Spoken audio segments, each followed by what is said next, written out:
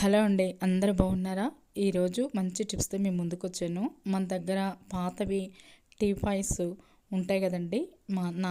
మా దగ్గర అయితే 2 టీపాయ్స్ ఉన్నాయి. ఇది 3 టిప్స్ అనమాట. అయితే ఇది ఎడ్జి అయితే పాడైపోయిందండి. ఈ టీపాయి అంతా బాగుంది కానీ ఎడ్జి పాడైపోయిందని ఇలా వుడ్ కలర్ టేప్ అయితే నేను మీషోలో తీసుకున్నానండి. ఇది చాలా చక్కగా పనిచేసింది అనమాట.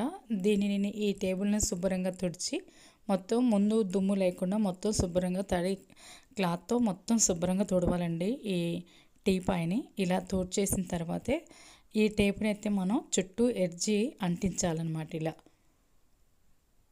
ఇలా అంటించటం వల్ల ఆ ఎడ్జి మనకి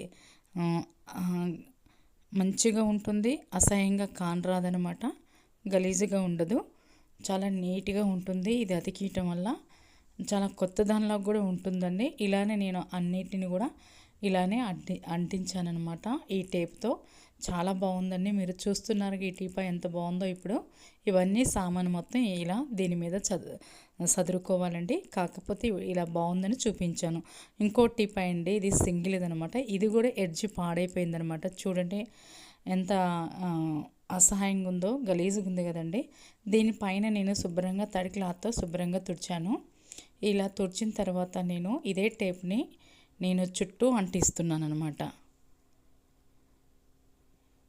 ఎందుకంటే దీన్ని మనం ఏం చేస్తామంటే పక్కన పెడతామండి, వద్దని, లేకపోతే పక్కన పెట్టేస్తాము. చాలా బాగున్నాయి కాబట్టి దీన్ని ఇలా ఇంట్లోనే ఇలా డబుల్ పెట్టి కొంటే చాలా రేట్ అవుతుంది, చేంజ్ అయినా రేట్ అవుతుంది. కాబట్టి ఉన్నదాన్ని మనం సరి చేసుకోవాలి. ఇలా నేనైతే చేసుకున్నాను. ఈ టేప్తో టేప్ చుట్టేసాను.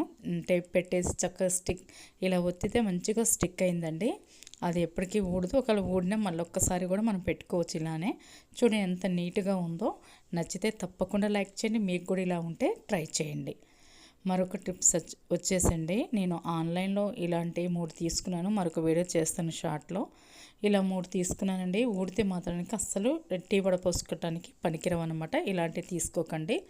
నేనైతే ఇలా మనం డీప్ ఫ్రై చేసినప్పుడు అడుగున కొంచెం మడ్డిగా ఉంటుంది కదా, నల్లగా, వాటికి పనికొస్తుందని ఆయిల్కి కానీ దేనికైనా ఇలా ఉంచేసాను అనమాట. ఇలా వడగొట్టుకుంటే సరిపోతుందనమాట.